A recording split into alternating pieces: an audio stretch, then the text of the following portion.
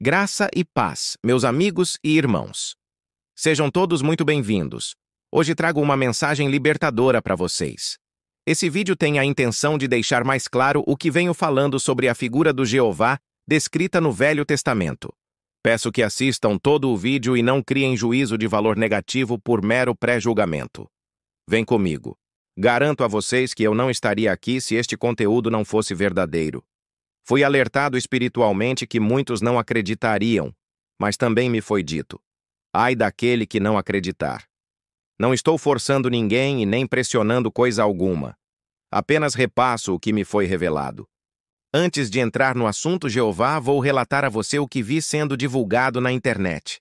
Dias atrás vi um vídeo de um suposto pastor falando sobre a ceia do Senhor, forçando o povo a comer, inclusive drogados e todo tipo de indivíduos, sem qualquer discernimento. Ele citou o que Paulo disse, mas, de propósito, gritou apenas a palavra coma, como se o apóstolo estivesse ordenando que todos participassem de qualquer maneira. E é exatamente assim que esses falsos profetas convencem seus ouvintes. Eles apresentam apenas a parte do texto que lhes favorece e omitem o que é essencial. Na verdade, o que esses falsos profetas fazem é chamar a humanidade à condenação, pois esse rito exige dignidade. O que Paulo realmente diz é justamente o contrário. Ele afirma: examine-se, pois, o homem a si mesmo e assim coma. Primeira carta aos Coríntios, capítulo 11, versículo 28.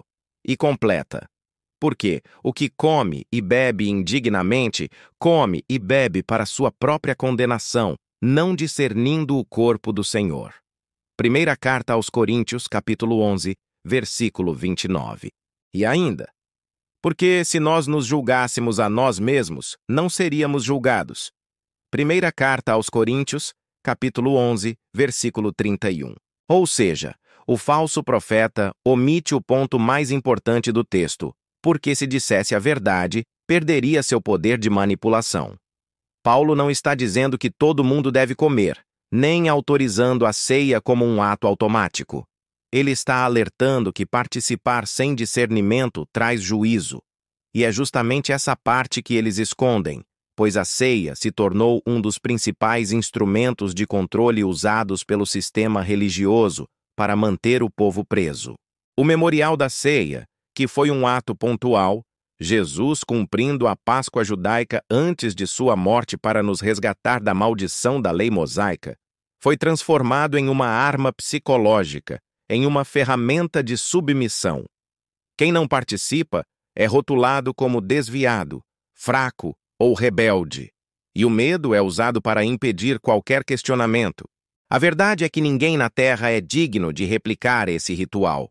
A ceia não torna ninguém santo, não concede pureza e não salva ninguém, muito pelo contrário, traz juízo e condenação.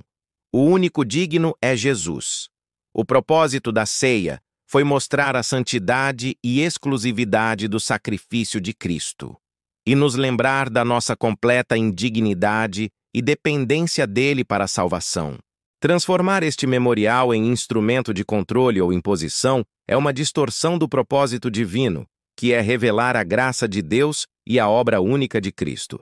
A carta aos Romanos é clara: todos se extraviaram, juntamente se fizeram inúteis.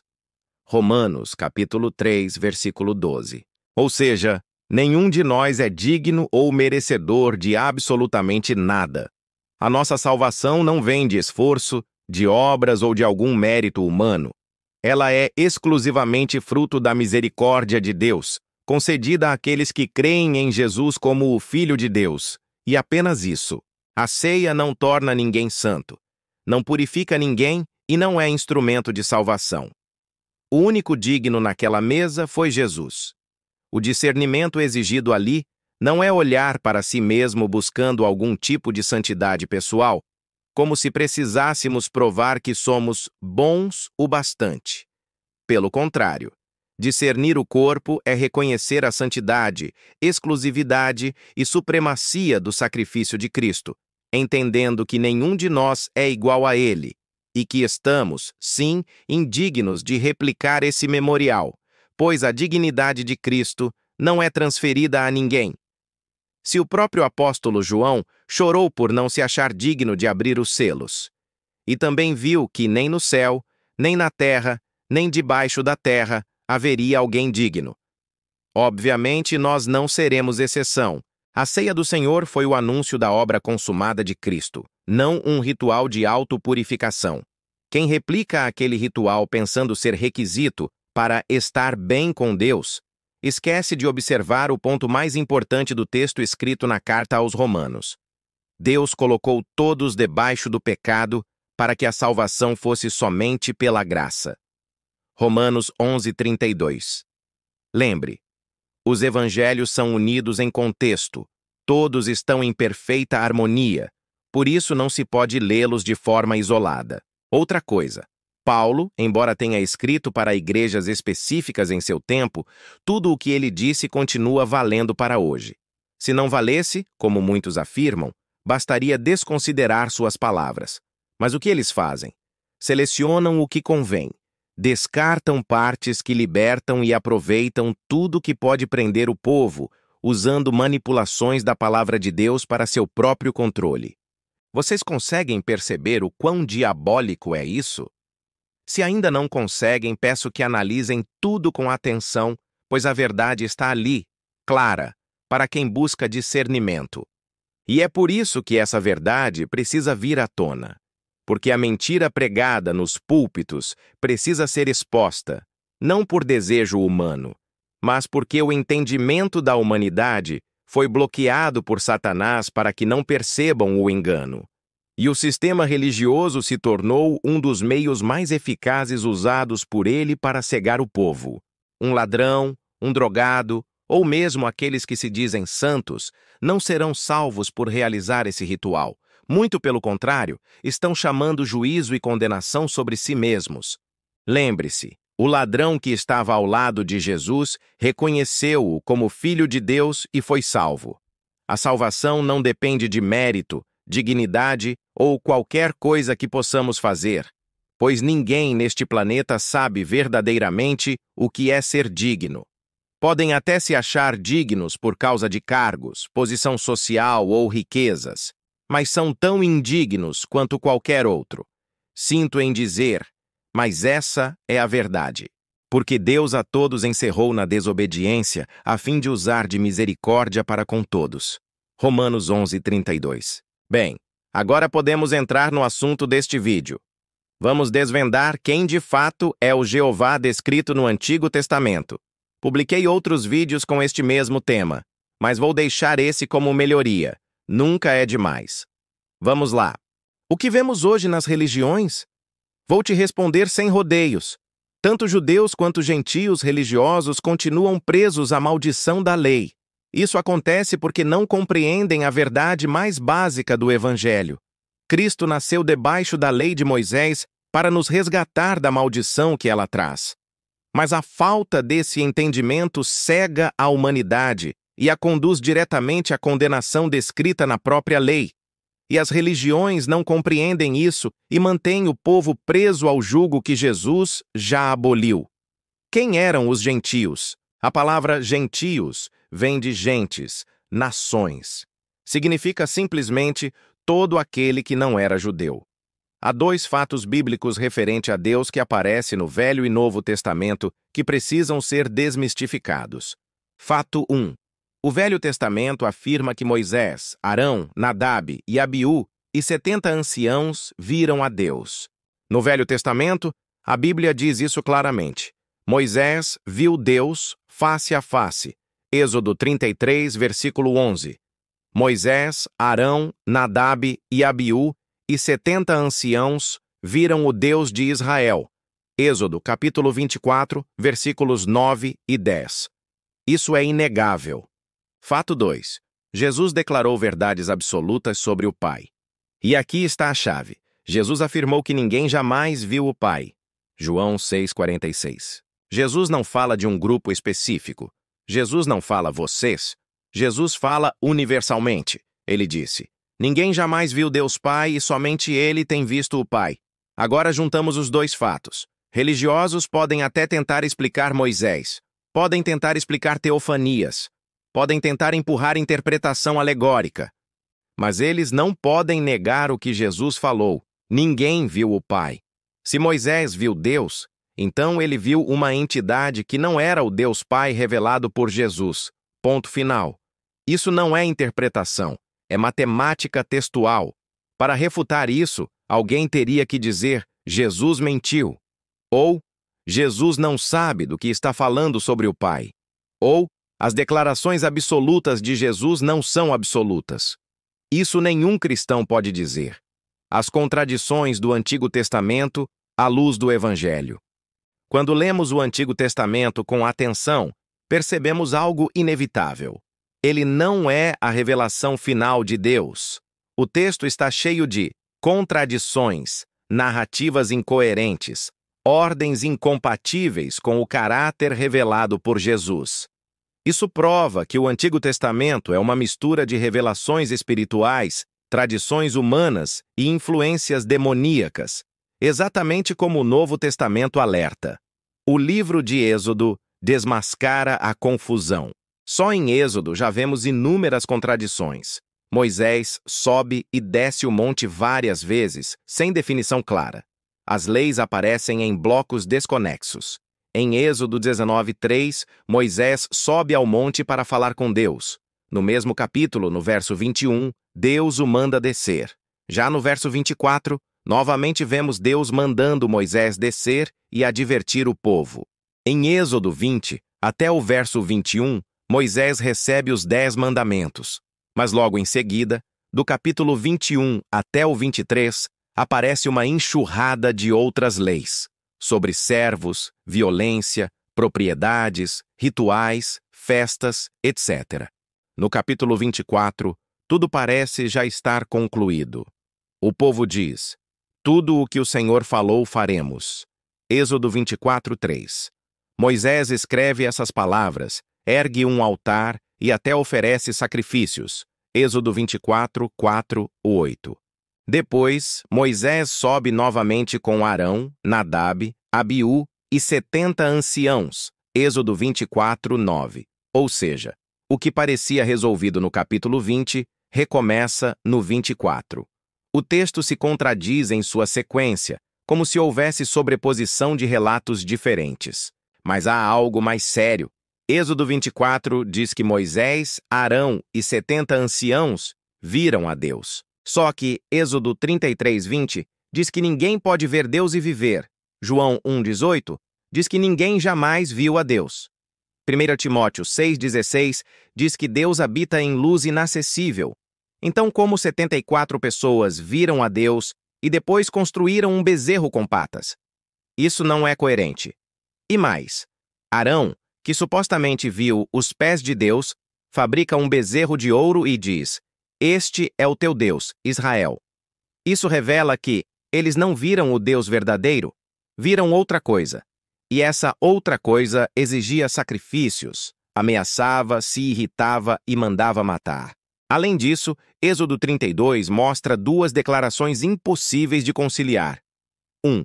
Deus se arrepende do mal que faria ao povo. 2. Minutos depois, Moisés manda matar 3.000 pessoas em nome de Deus. Se Deus perdoou, por que mandaria matar depois do perdão? Conclusão lógica e bíblica. Moisés atribuiu a Deus ações que não vinham de Deus. Jesus confirma isso quando revela o Pai como misericordioso, não homicida. O contraste entre Jeová e Jesus. A diferença é tão gritante que não pode ser ignorada. Jesus não mata, não ordena guerra, perdoa pecadores, cura doentes, repreende violência, recusa fogo do céu, revela o Pai que ama. Jeová do Antigo Testamento ordena genocídios, manda exterminar cidades inteiras, exige apedrejamento, se ira, se arrepende, pune e recua. Ordena sacrifícios que Hebreus 10:4 afirma serem inúteis.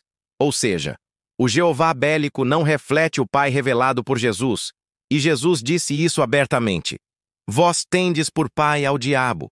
João 8:44. Israel entregue aos demônios. Após o bezerro de ouro, Deus se afastou.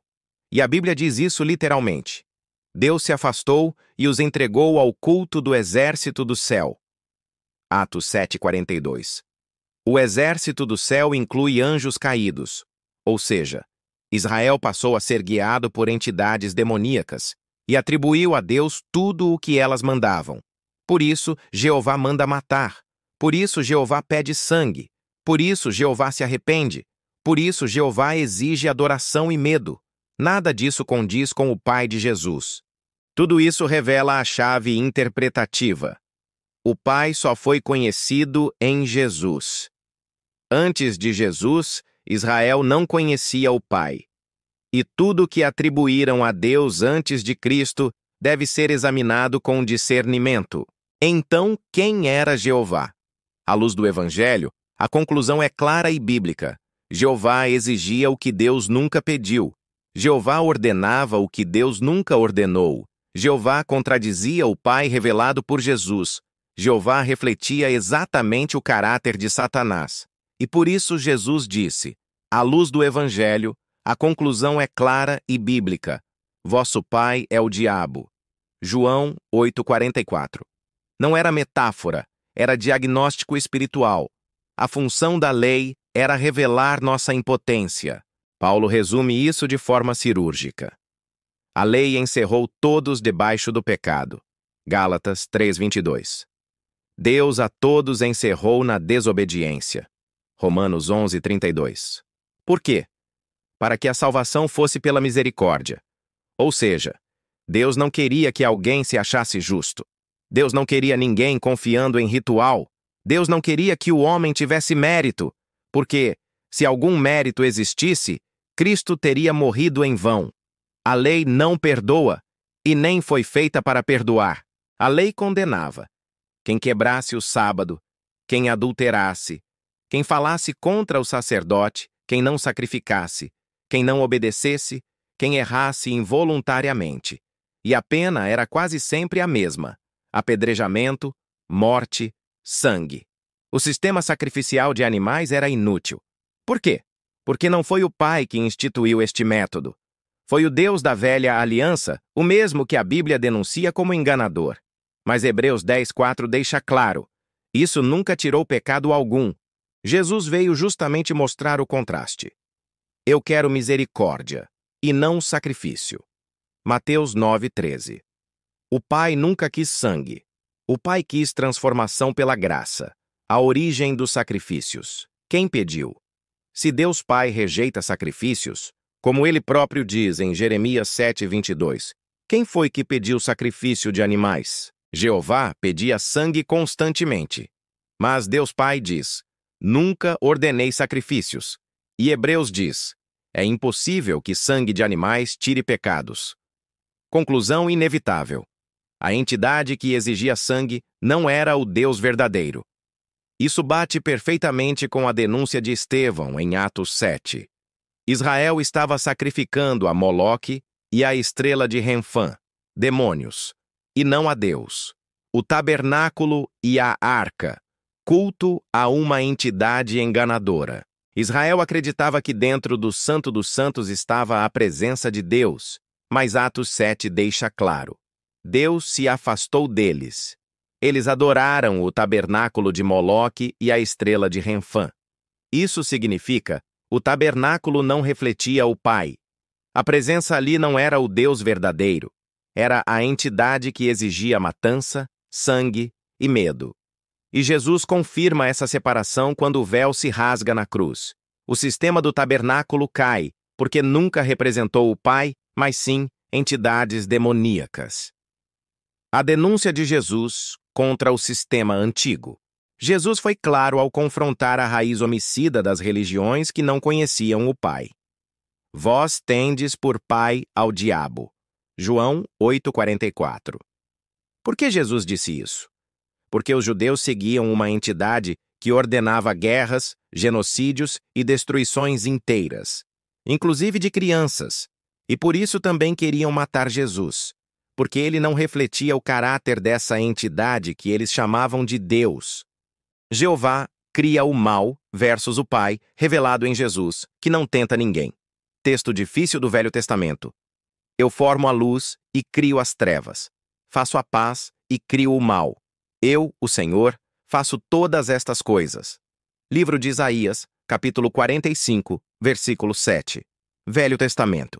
Mas, à luz do Evangelho, vemos um Deus imparcial, diferente do descrito no livro de Isaías, capítulo 45, versículo 7. Observe. Ninguém, ao ser tentado, diga, sou tentado por Deus, porque Deus não pode ser tentado pelo mal, e a ninguém tenta. Evangelho de Tiago, capítulo 1, versículo 13. Novo Testamento. À luz do Evangelho, a declaração de Isaías, em linguagem de soberania no Velho Pacto, autoriza a atribuir tentação ou mandatos de maldade a Deus. Porém, no Novo Testamento informa que o Pai revelado por Jesus não é tentado pelo mal, e a ninguém tenta. Logo, fica fácil perceber que aquele que pediu o sacrifício de Isaque não foi Deus, mas sim Satanás, que ficou conhecido como Jeová ainda hoje. Veja, Gênesis 22, 1, 2.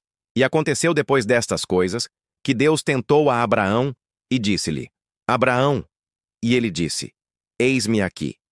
E disse, toma agora o teu filho, o teu único filho Isaque, a quem amas, e vai-te à terra de Moriá, e oferece-o ali em holocausto sobre uma das montanhas que eu te direi. Agora veja o que diz o Novo Testamento. Ninguém ao ser tentado diga, sou tentado por Deus, porque Deus não pode ser tentado pelo mal, e a ninguém tenta. Evangelho de Tiago, capítulo 1, versículo 13. Novo Testamento. Percebe-se a contradição.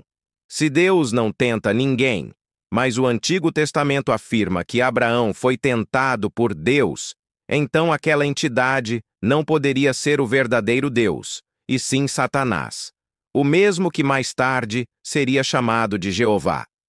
Abraão, sem compreender, obedece àquela entidade maligna, mas o Deus Pai intervém e provê o cordeiro. Por inocência, Abraão acaba chamando aquele lugar de Jeová Jiré.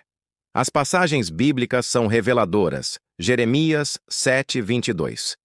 Porque nunca falei a vossos pais, no dia em que os tirei da terra do Egito, nem lhes ordenei coisa alguma acerca de holocaustos ou sacrifícios. Salmo 40, 6. Sacrifício e oferta não quiseste, os meus ouvidos abriste, holocausto e expiação pelo pecado não reclamaste.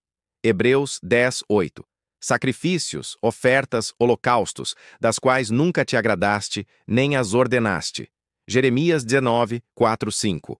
Porquanto me deixaram, e profanaram este lugar, e nele queimaram incenso a outros deuses que nunca conheceram, nem eles, nem seus pais, nem os reis de Judá, e encheram este lugar de sangue de inocentes. E edificaram os altos de Baal, para queimarem a seus filhos no fogo em holocaustos a Baal, coisas que nunca ordenei, nem falei, nem me vieram ao pensamento. Observação importante, com base no próprio texto. Nas passagens bíblicas, Deus está dizendo literalmente, nunca ordenei sacrifícios humanos, nunca falei isso, nunca pedi isso, nem sequer me veio ao pensamento, nunca passou pela minha mente. Jeremias 19, 4, 5. É uma das declarações mais fortes da Bíblia contra sacrifícios, especialmente contra qualquer ideia de que Deus queria sangue ou morte humana. Lembre, Deus declara que a ninguém tenta. Portanto, meus irmãos, parem de invocar a figura Jeová como se ele fosse Deus, pois não é, nem nunca foi e nunca será. Curiosidade para facilitar o entendimento. Maomé e o anjo da tradição islâmica, Gabriel Jibril, padrão do anjo de luz. A tradição islâmica afirma que Maomé recebeu o Alcorão de um anjo, Gabriel Jibril. Semelhantemente, temos o mesmo acontecimento com o povo judeu. No entanto, a Bíblia adverte. Satanás se disfarça de anjo de luz. E não é maravilha, porque o próprio Satanás se transfigura em anjo de luz. Segunda carta aos Coríntios, capítulo 11, versículo 14. Novo Testamento. À luz do Evangelho, é notório o mesmo padrão de cativeiro religioso sofrido por Israel.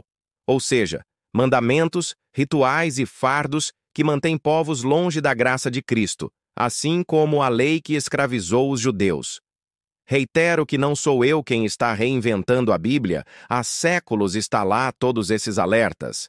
Jeová não é apenas homicida, ele é genocida. Alá é a mesma linha dele, pois se trata de uma mesma entidade, Satanás. Satanás tentou Jesus citando as Escrituras para distorcer. Se tu és o Filho de Deus, lança-te daqui abaixo, porque está escrito, aos seus anjos dará ordens a teu respeito. Respondeu-lhe Jesus, também está escrito, não tentarás o Senhor teu Deus. Evangelho de Mateus, capítulo 4, versículos 6 e 7. Novo Testamento. À luz do Evangelho, se o diabo tentou o Filho de Deus com as Escrituras, quanto mais não manipularia Moisés, Israel e as demais religiões? Jesus é o único tabernáculo verdadeiro. João 1,14 diz que Jesus tabernaculou entre nós.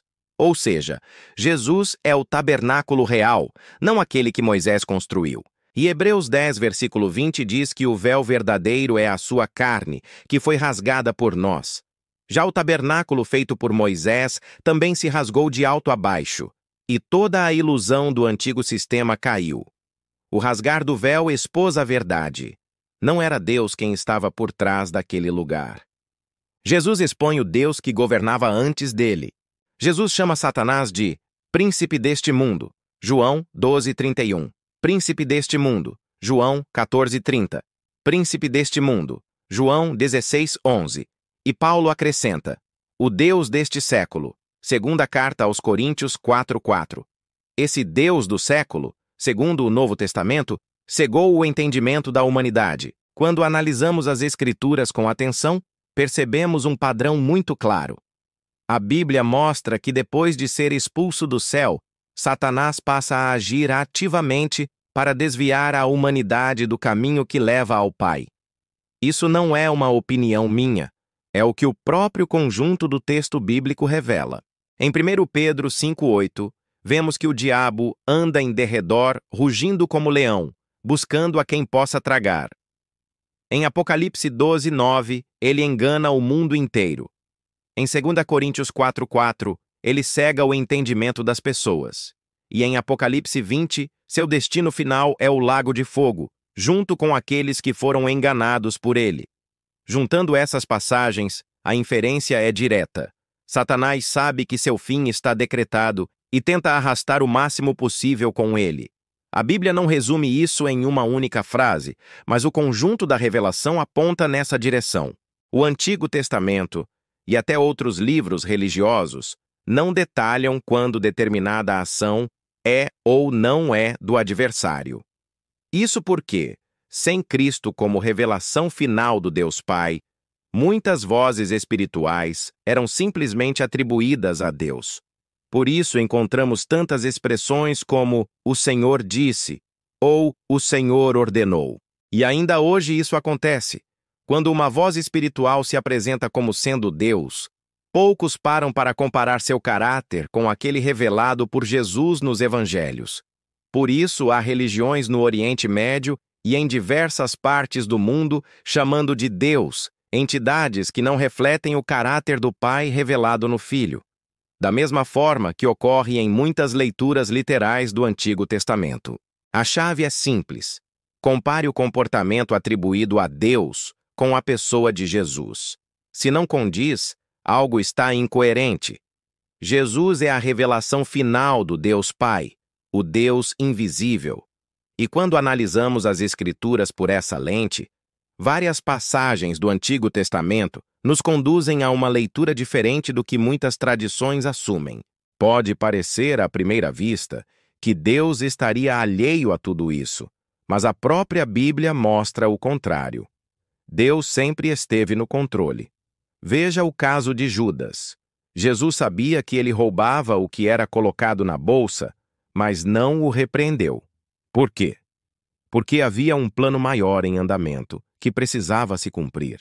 Do mesmo modo, quando observamos a história de Israel, percebemos que Deus permitiu certos eventos para cumprir a promessa feita a Abraão. abençoar todas as nações, não apenas Israel. Isso incluiu permitir que o povo enfrentasse situações que evidenciassem a necessidade de um Salvador. A lei mostrava o pecado, mas não podia salvar, e nenhum esforço humano conseguiria fazer o que só o Filho faria. O episódio do bezerro de ouro, por exemplo, se torna um marco. Não porque Deus quisesse idolatria, mas porque, após aquilo, vieram leis que demonstraram a incapacidade humana de alcançar justiça por si mesma, revelando a necessidade de um resgate para toda a humanidade. E quando consideramos relatos como o do Evangelho de Judas, onde o arcanjo Miguel resgata Moisés das mãos do adversário, vemos mais um vestígio, mesmo fora do cânon, de um conflito espiritual em andamento, indicando que Moisés não participou do pecado do bezerro e que havia muito mais acontecendo do que apenas eventos humanos. Tudo isso, portanto, não é opinião pessoal, nem interpretação isolada. É inferência direta a partir das Escrituras, observando o padrão bíblico, conectando as passagens e entendendo o propósito maior da redenção. Fiz 2 vídeos falando sobre o plano de salvação. Por gentileza, peço que assistam, pois são extremamente reveladores. A morte de Jesus expôs os principados e potestades que estavam escondidos. Colossenses 2, 14 e 15. Havendo riscado o escrito de dívida, cravando-o na cruz, despojou os principados e potestades e os expôs publicamente, triunfando sobre eles. Paulo diz claramente: a cruz despoja, a cruz expõe, a cruz desmascara. Mas o que exatamente foi exposto não é explicado diretamente no texto. Porém, quando você conecta Paulo com as palavras de Jesus, tudo se encaixa. Principados e potestades é igual a poderes que mantinham o mundo preso.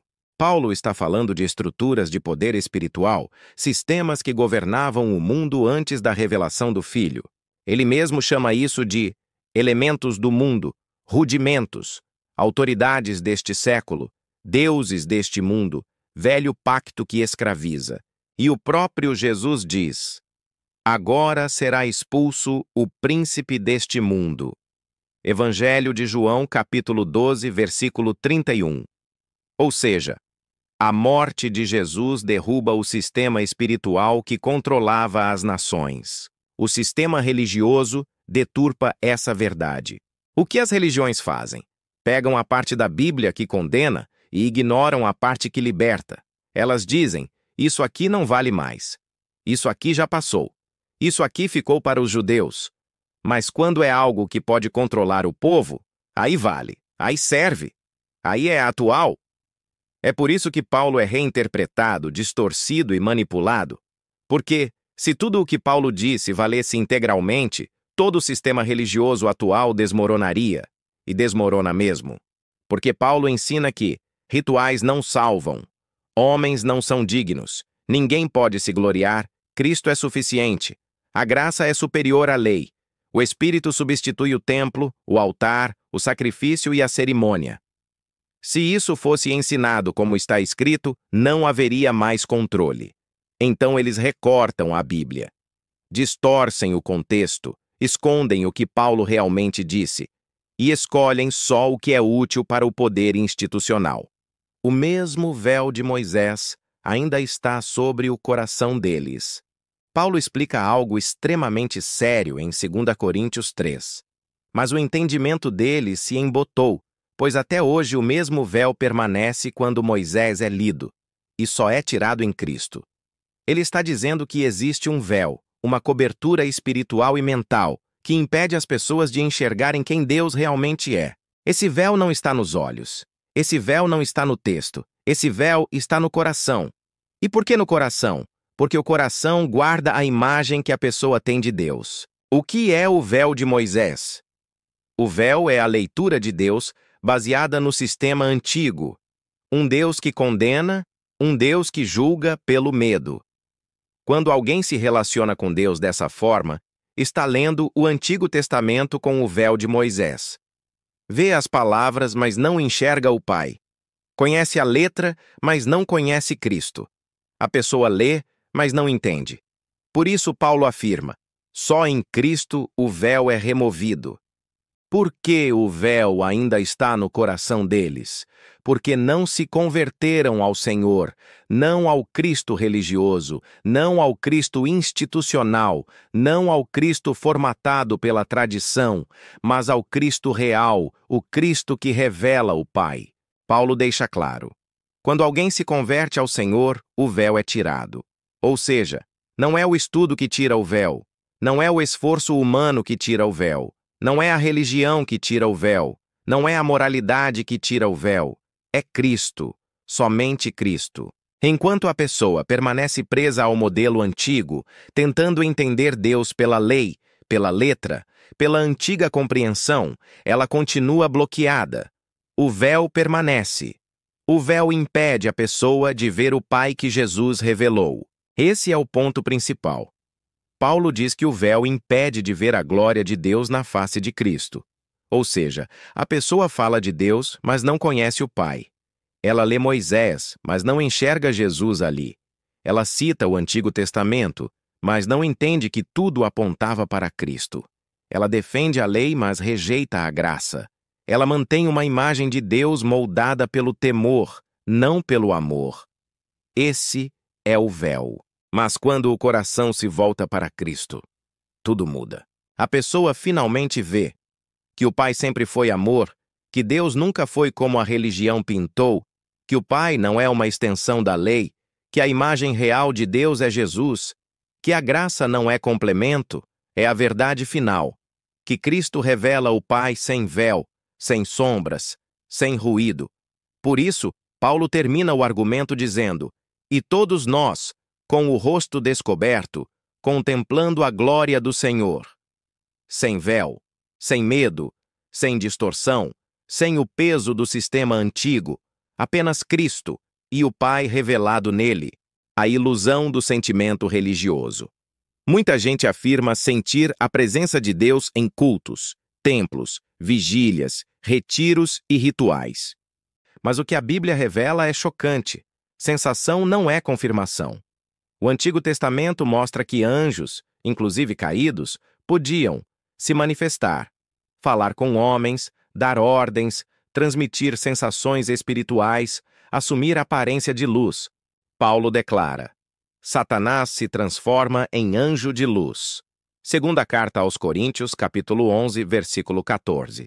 Ou seja, sentir algo espiritual não significa que vem de Deus. Israel sentiu coisas intensas no Sinai. Trovões, fogo, fumaça, tremor, e mesmo assim fez um bezerro minutos depois. Logo, o impacto espiritual não garante origem divina. Muita gente hoje sente algo em rituais que Cristo nunca ordenou e pensam que é Deus. Mas Paulo alertou: se alguém pregar outro evangelho, ainda que seja um anjo, seja amaldiçoado. Gálatas capítulo 1, versículo 8. Isso deveria fazer o mundo religioso tremer. O perigo do Deus que eles criaram. O problema é simples. As pessoas acreditam no Deus que lhes foi apresentado pelas religiões, não no Pai revelado por Jesus. Elas seguem o Deus que exige rituais, o Deus que condena sem misericórdia, o Deus que vive irado, o Deus que muda de humor, o Deus que aceita sacrifícios humanos no Antigo Testamento, o Deus que manda apedrejar, o Deus que ordena matar cidades inteiras. Mas esse Deus não é o Pai. Jesus é a imagem exata do Pai. Hebreus, capítulo 1, versículo 3. E Jesus nunca matou alguém, mandou matar, incentivou guerra, ordenou apedrejamento, exigiu rituais de sangue. Então, o que Israel seguia no Antigo Testamento? Certamente não era o Pai. A religião não suporta a verdade do Evangelho. A verdade do Evangelho destrói pilares inteiros das instituições religiosas. Por isso elas torcem textos, escondem contextos, distorcem Paulo, misturam lei com graça, fabricam doutrinas, criam rituais, ameaçam com juízo, prometem bênçãos em troca de obediência humana. Tudo isso para manter o controle psicológico. Porque se o povo entendesse a verdade, ninguém precisaria mais de intermediários. E isso seria o fim do sistema religioso. No entanto, Não importa o que Satanás irá inventar para manter de pé esse sistema, pois o livro de Apocalipse é revelador. Os dias da grande Babilônia estão contados. Sua queda, mais cedo ou mais tarde, irá ocorrer. Pois a volta de Cristo se muito aproxima. Vem, mostrar-te-ei a condenação da grande prostituta que está assentada sobre muitas águas. Apocalipse 17, 1. As águas que viste, onde se assenta a prostituta, são povos, multidões, nações e línguas. Apocalipse 17, 15. A mulher que viste é a grande cidade que domina sobre os reis da terra. Apocalipse 17, 18. Caiu a grande Babilônia, e se tornou morada de demônios, guarida de todo espírito imundo e esconderijo de toda ave imunda e detestável. Apocalipse 18, 2. E ouvi outra voz do céu dizendo: Sai dela, povo meu, para que não sejais participantes dos seus pecados, e para que não incorras nas suas pragas. Apocalipse 18, 4. E em ti não mais se ouvirá a voz de arpistas, nem de músicos, nem de flautistas, nem de trombeteiros, e nenhum artífice de qualquer arte jamais se achará em ti, e ruído de mó nunca mais se ouvirá em ti. Apocalipse 18, 22. E voz de noivo e de noiva nunca mais se ouvirá em ti, porque pelas tuas feitiçarias foram enganadas todas as nações. Apocalipse 18, 23. E nela se achou o sangue dos profetas e dos santos e de todos os que foram mortos sobre a terra. Apocalipse 18, 24. Maldição da lei. A prisão invisível. O pior é que muitos cristãos vivem hoje exatamente como Israel vivia antes de Cristo, tentando agradar a Deus por obras, buscando dignidade própria, achando que rituais purificam, acreditando que comportamentos salvam, confiando em cerimônias para estar em comunhão. Mas Paulo explica: Deus encerrou todos na desobediência. Romanos 11, 32. Isso significa: ninguém consegue ser digno. Ninguém consegue cumprir a lei. Ninguém consegue alcançar mérito. A função da lei era justamente essa: mostrar que somos incapazes, para que dependêssemos da misericórdia. Mas o sistema religioso transformou isso em arma. Ensina que você precisa provar dignidade, se santificar e se tornar apto pelo esforço humano. Isso é uma mentira absoluta. A salvação do ladrão anula toda a teologia religiosa. A prova definitiva de que rituais não salvam está na cruz. O ladrão não participou de ceia, não foi batizado, não guardou sábado, não fez sacrifício, não devolveu dízimo, não fez jejum, não repetiu oração, não cumpriu mérito algum. Ele apenas fez uma coisa: reconheceu Jesus, e Jesus respondeu: Hoje estarás comigo no paraíso. Isso destrói décadas de doutrinas humanas. O ladrão foi salvo sem religião, sem ritual, sem templo, sem cerimônia.